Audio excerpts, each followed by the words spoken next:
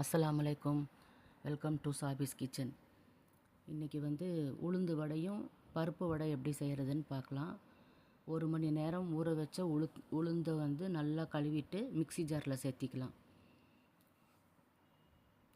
அது கூட 1 இன்ச்சு இஞ்சி, 4 பச்சை மிளகாய்,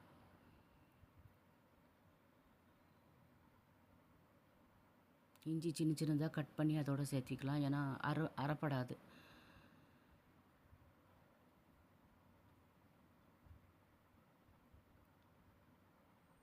இது நல்லா மிக்சியில் நைஸாக கொஞ்சமாக ஜில்லுன்னு தண்ணி கொஞ்சமாக சேர்த்தி நல்லா கெட்டியாக வர மாதிரி அரைச்சிக்கலாம். அரைச்சிட்டு ஒரு பாத்திரத்தில் தனியாக எடுத்து வச்சுக்கிட்டு ஒரு 2 வெங்காயம் கூட வேணாம், 1 வெங்காயம் போதும். பெருசாக 1 வெங்காயம் சின்னதாக நறுக்கி அதையும் இதோட சேர்த்திக்கலாம்.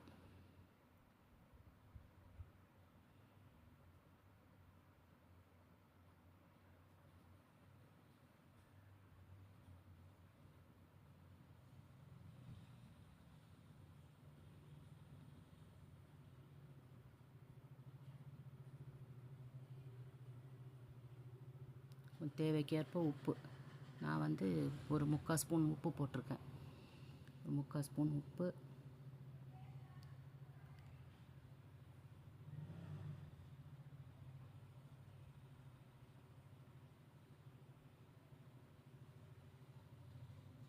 கருவேப்பிலை கொஞ்சம், கொத்தமல்லி தழை நல்லா கழுவிட்டு சின்னதாக வெட்டி வைக்கணும்.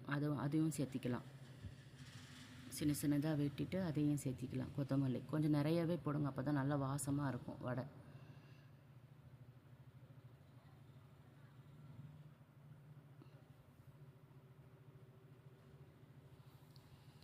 எல்லாம் சேர்த்திட்டு உப்பு எல்லாமே சேர்த்தி நல்லா பிசைஞ்சு எடுத்துக்கலாம்.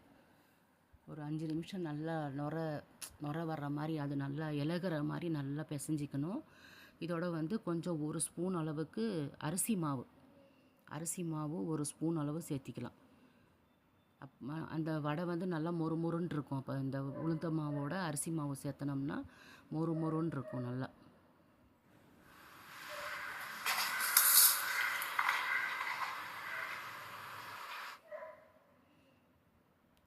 கொஞ்சம் டேஸ்ட்டுக்கு ஒரு ஸ்பூன், சின்ன ஸ்பூனில் 1 ஸ்பூன் மிளகுத்தூள் சேர்த்தி நல்லா அடித்து ஒரு 5 நிமிஷம் மூடி வச்சுக்கலாம்.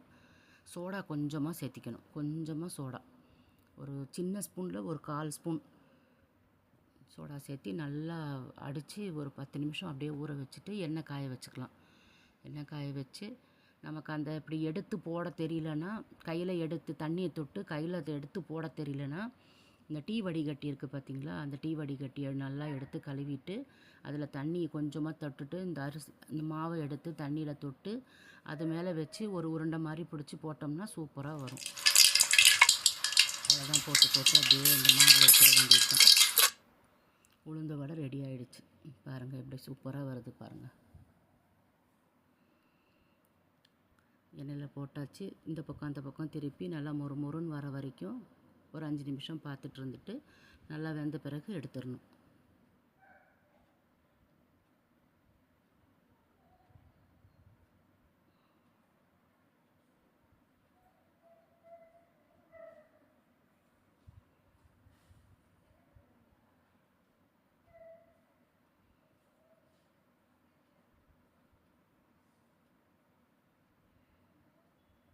நல்லா இந்த மாதிரி சிகப்பாக வரணும் வடை.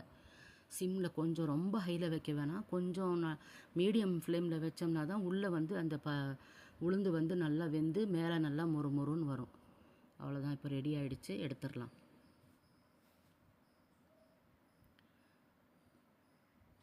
அடுத்தது பருப்பு வடைக்கு ஒரு கொஞ்சம் நேரத்துக்கு 2 மணி நேரம் ஊற வைக்கலாம். பருப்பு வடைக்கு நல்லா கழுவிட்டு மிக்சியில் போட்டு எடுத்து மிக்சியில் போட்டுடலாம். மிக்சியில் போட்டுட்டு நல்லா கொரன்னு அரைக்கணும், ரொம்ப நைஸாக அரைக்க வேணாம்.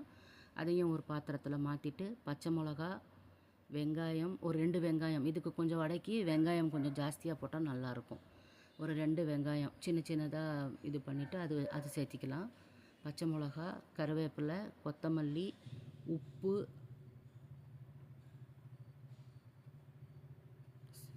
இதை வந்து நம்ம அரைக்கும் போதே வந்து சீரகம் கொஞ்சம் சேர்த்து அரைச்சிக்கலாம். சீரகம் இல்லை, சோம்பு கொஞ்சமாக சேர்த்து நம்ம அரைச்சிக்கலாம்.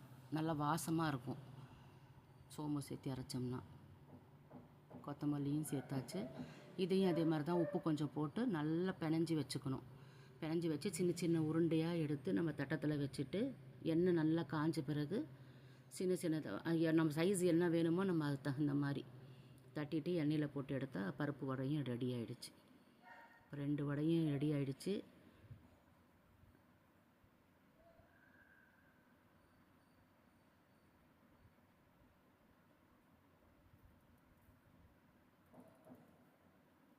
இதையும் அதே மாதிரி தான் கொஞ்சம் மீடியம் சைஸ் ஃப்ளேமில் வச்சு இந்த பக்கம் அந்த பக்கம் திருப்பி திருப்பி போட்டு செவந்த பிறகு எடுத்துடணும். வடை ரெடி.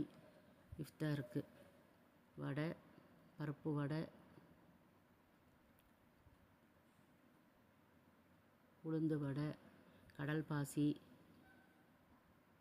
ஷர்பத்து, கஞ்சி, பேரிச்சப்பழம், புதினா துவையல் எல்லாம் ரெடி ஆகிடுச்சு. வாங்க நோன்பு திறக்கலாம்.